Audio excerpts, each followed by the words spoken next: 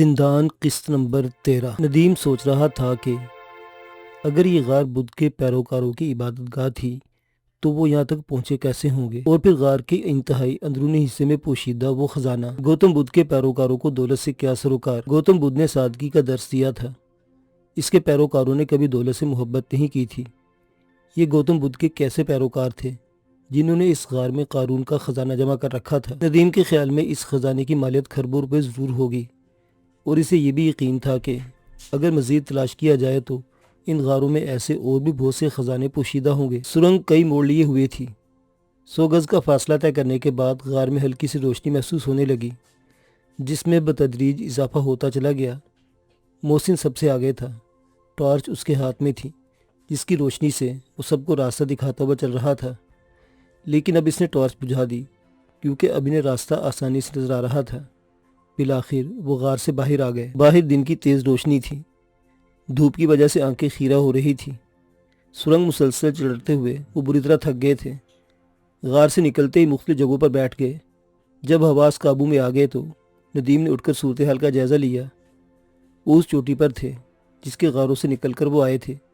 یہاں بھی 2-3 چٹانیں گوتم بدھ کے مجسمے بنے ہوئے تھے۔ ندیم ایک چھوٹی سی چٹان کی آڑ سے نکل کر دوسری طرف آ گیا۔ اب اسے سامنے نشیب میں ایک وسیع وادی نظر آ رہی تھی۔ ہر طرف بکھری ہوئی برف پر نظریں ٹکانا مشکل ہو رہا تھا۔ برف کی اس وادی میں کہیں کہیں چیڑ کے درخت بھی تھے۔ بالآخر ندیم کو ایک ایسا راستہ بھی نظر آ گیا جس کے بارے میں اسے یقین تھا کہ صدیوں پہلے گوتم بدھ کے پیروکار اس غار میں آمد و رفت کے لیے یہی راستہ استعمال کرتے ہوں گے۔ دفتن غراہٹ کی آواز سن کر وہ چل پڑے۔ یہ سفید بھیڑیے کی غراہٹ تھی جسے وہ بھول ہی گیا تھا۔ وہ مڑ کر چاروں طرف دیکھنے لگا، مگر بھیڑیے اسے کہیں نظر نہ آیا۔ ندیم کے دل کی دھڑکن تیز ہو گئی۔ اس کے پاس رائفل بھی نہیں تھی، بھیڑیے کے حملہ آور ہونے کی صورت میں اس پر فائر کر سکے۔ ایک رائفل قابوس کے پاس اور دوسری محسن کے پاس تھی۔ بھیڑیے کی آواز ایک بار پھر سنائی دی، اس کے ساتھ ہی ویرانہ فائر کی آواز سے گونج اٹھا۔ ندیم دوڑتا اپنے ساتھیوں کے پاس پہنچ گیا، ان میں محسن نہیں تھا۔ بھیڑیے کی آواز سن کر وہ سب خائف ہو گئے تھے، اور گولی ظاہر ہے محسن ہی نے چلائی ہوگی جو ان میں نہیں تھا۔ لیکن کچھ ہی دیر بعد محسن ایک جانور کی ٹانگ پکڑ کر اس کی گھسیٹتا ہوا لا رہا تھا۔ وہ لوگ یہی سمجھے کہ محسن نے بھیڑیا شکار کر لیا ہے جو کئی روز سے بدروح کی طرح ان کے تعاقب میں لگا ہوا تھا، لیکن وہ بھیڑیا نہیں مار خور تھا۔ قابوس نے جیب سے چاقو نکالا اور دیکھتے دیکھتے اس نے مار خور کی کھال اتار دی اور اس کا پیٹ چاک کر کے ساری علائشیں بھی نکال دی۔ قرب و جوار کی چٹانوں میں موٹی شاخوں والی جھاڑیاں بکثرت تھیں۔ وہ جھاڑیاں توڑ توڑ کر جمع کرنے لگے۔ جھاڑیاں گرچہ گیلی تھی لیکن وہ انہیں آگ لگانے میں کامیاب ہو گئے۔ سالہ مارخور انہی جھاڑیوں میں آگ پر بھونا گیا۔ اس وقت دوپہر ہو گئی تھی۔ انہوں نے پہاڑی بکرے کے گوشت پر دعوت اڑائی۔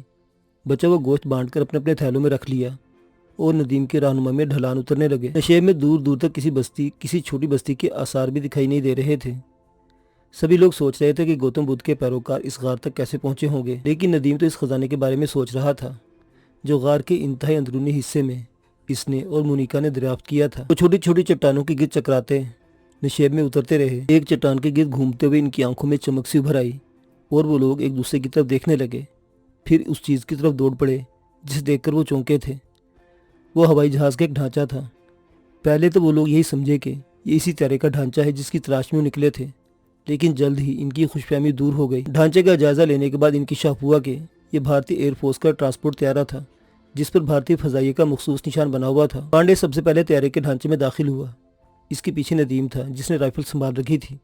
پھر قابوس اندر آیا، اس کے پاس بھی رائفل تھی۔ پانڈے طیارے کے ڈھانچے پر بھارتی فضائیہ کا نشان دے کر جس طرح بے قرار ہوا تھا، اس کا اندازہ وہ لوگ بخوبی لگا سکتے تھے۔ طیارے کے اس ڈھانچے میں مختلف قسم کا سامان پڑا ہوا تھا، جس میں کمبل، شامیانے، ادویات اور مہربند ڈبوں پر مشتمل خوراک کا وافر ذخیرہ موجود تھا۔ کچھ سامان تباہ شدہ جہاز کے آس پاس بھی بکھرا ہوا تھا۔ ندیم نے ایک ڈبہ اٹھا کر دیکھا۔ یہ سیب کے مربے کا ڈبہ تھا جس پر مینوفیکچرنگ کی تاریخ 1.5 سال پرانی تھی۔ ایکسپائرنگ ڈیٹ نہیں تھی، لیکن یہ ہدایت درج تھی کہ 2 سال کے اندر اندر استعمال کر لیا جائے۔ سیب کے مربے کے اس ڈبے سے یہ اندازہ تو ہو گیا کہ یہ مربع 1.5 سال پہلے بنا تھا، لیکن یہ اندازہ لگانا مشکل تھا کہ یہ کب خریدا گیا اور اس جہاز کو حادثہ کیسے پیش آیا۔ سیب کے ڈبے پر درج تاریخ سے محض اندازے کی بنا پر ندیم نے یہ رائے قائم کی کہ اس ٹرانسپورٹ طیارے کو یہ حادثہ کم از کم 1 سال پہلے پیش آیا ہوگا۔ طیارے کے کچھ جلے ہوئے ٹکڑے آس پاس بکھرے ہوئے تھے۔ طیارے میں 2 ڈھانچے بھی تھے۔ دونوں ڈھانچے کاکپٹ والے حصے میں تھے۔ دونوں بھارتی فضائیہ کے یونیفارم میں تھے۔ ایک ڈھانچے کی یونیفارم کی بیج سے اندازہ لگایا جا سکتا تھا کہ وہ فلائٹ لیفٹیننٹ تھا، جبکہ دوسرا پائلٹ آفیسر تھا۔ پانڈے ان ڈھانچوں کے لباس کی تلاشی لینے لگا اور ان کی جیبوں سے کاغذات نکال کر دیکھے بغیر اپنی جیبوں میں ٹھونس لیے۔ ندیم یا کسی اور نے کوئی اعتراض نہیں کیا۔ مہر بند خوراک قابل استعمال تھی۔ ان سب نے مختلف چیزوں کے ڈبے اٹھا لیے اور طیارے میں کچھ اور تلاش کرنے لگے۔ قابو سب سے پہلے طیارے سے باہر آیا اور ادھر ادھر گھومنے لگا۔ اسے سائبہ نما چٹان کے نیچے ایک تیسرا ڈھانچہ بھی نظر آ گیا۔ اس کے جسم پر بھی پائلٹ آفیسر کی وردی تھی، جس پر جا بجا خون کے دھبے تھے جو سیاہ ہو چکے تھے۔ وہ کسی نہ کسی طرح اس تباہ شدہ جہاز سے نکلنے میں کامیاب ہو گیا تھا، مگر سائبہ نما اس چٹان کے نیچے آ کر ختم ہو گیا۔ آگے جانے کے بجائے انہوں نے وہیں رکنے کا فیصلہ کر لیا۔ جہاز کے ڈھانچے میں کم از کم سردی سے تو بچ ہی سکتے تھے، اور یہاں کھانے کو بھی بہت کچھ تھا۔ کھانا انہوں نے شام کا اندھیرا پھیلنے سے پہلے کھا لیا تھا، کیونکہ اب ان کے پاس روشنی کا انتظام نہیں تھا۔ ندیم اور محسن جہاز سے باہر آ گئے اور ایک پتھر پر بیٹھ کر باتیں کرنے لگے۔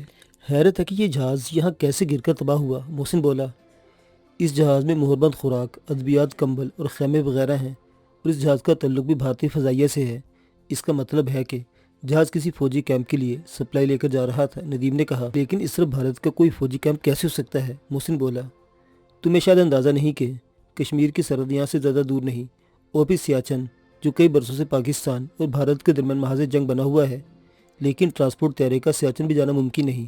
البتہ یہ ہو سکتا ہے کہ یہ جہاز سامان لے کر سری نگر کی طرف جا رہا ہو، لیکن راستہ بھٹک گیا ہو اور کسی فنی خرابی کے باعث یہاں گر کر تباہ ہو گیا ہو، ندیم نے کہا۔ ہاں، یہ ممکن ہو سکتا ہے، محسن بولا۔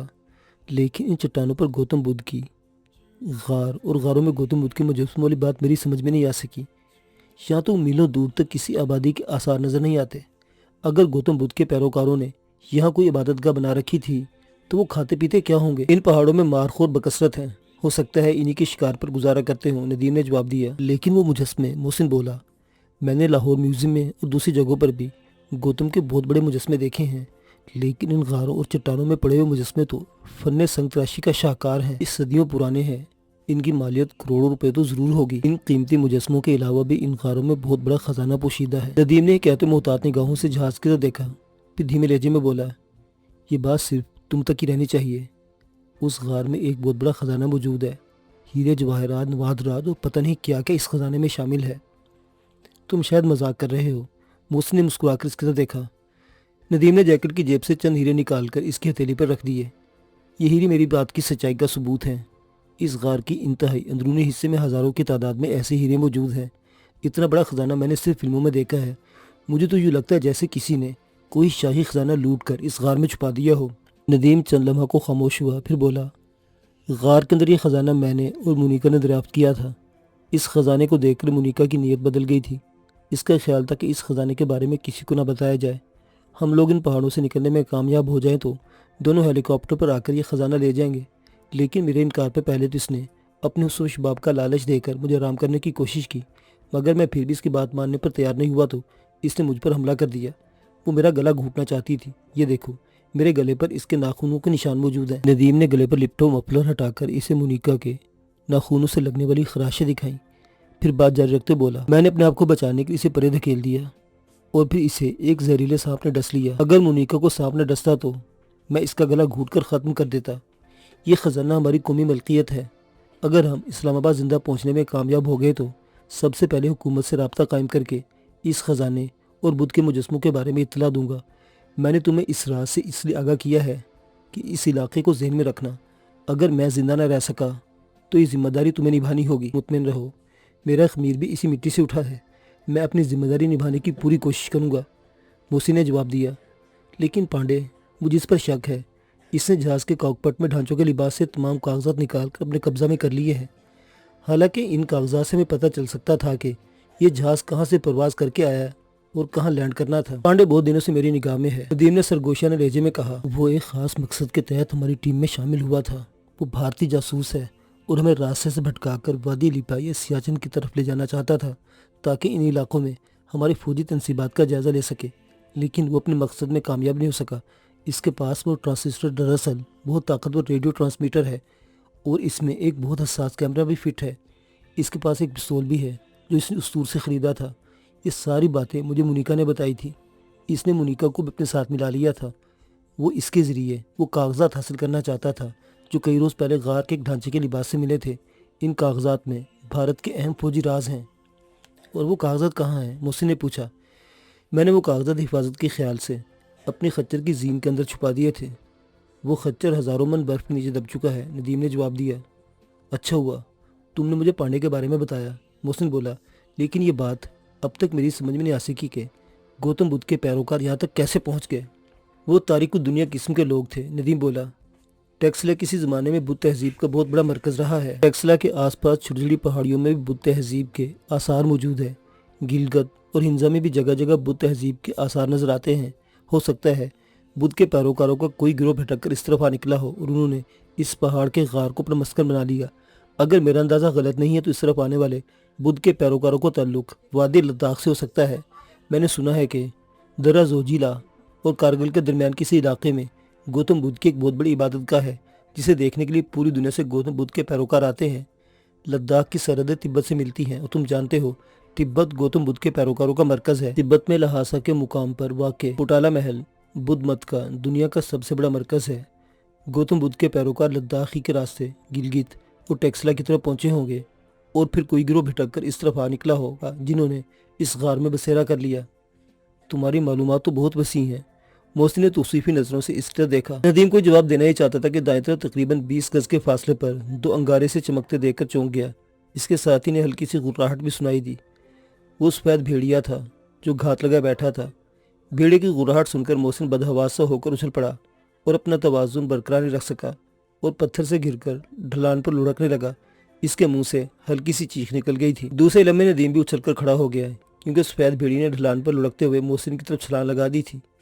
ندیم کے پاس رائفل نہیں تھی، وہ تو دونوں یوں ہی جہاز کے ڈھانچے سے باہر آ گئے تھے۔ ندیم اچھی طرح سمجھتا تھا کہ اگر وہ خونی بھیڑیا محسن تک پہنچ گیا تو محسن کی خیر نہیں۔ ندیم بھی ڈھلان پر تیزی سے محسن کی طرف دوڑنے لگا اور ٹھیک اس وقت جب بھیڑی اور محسن سے صرف چند گز کا فاصلہ رہ گیا تھا، ندیم اپنی جگہ سے ہوا میں اچھلا اور اس کے دونوں پیر بھیڑی کے پہلو پر لگے۔ بھیڑیا بلبلاتا اور ڈھلان پر لڑکنے لگا لیکن فوراً سنبھل کر دوبارہ محسن کی طرف لپکا۔ ندیم بھی سنبھل چکا تھا، اس نے دوبارہ بھیڑیے پر چھلانگ لگا دی۔ اس مرتبہ اس کی پیر کی ٹھوکر بھیڑیے کے منہ پر لگی۔ سفید بھیڑیے کے منہ کو انسانی خون لگ چکا تھا، وہ کئی روز سے ان کا پیچھا کر رہا تھا اور ان کے کئی ساتھیوں کا خون پی چکا تھا۔ اس وقت شاید وہ بھیڑیا سمجھ گیا تھا کہ یہ نہتے ہیں، اس لیے پلٹ پلٹ کر ان پر حملے کر رہا تھا اور ندیم کا سیکھا ہوا مارشل آرٹ اس وقت اس کے کام آ رہا تھا۔ وہ بھیڑیے پر پے در پہ فلائنگ ککس لگا رہا تھا۔ اس دوران محسن بھی سنبھل گیا۔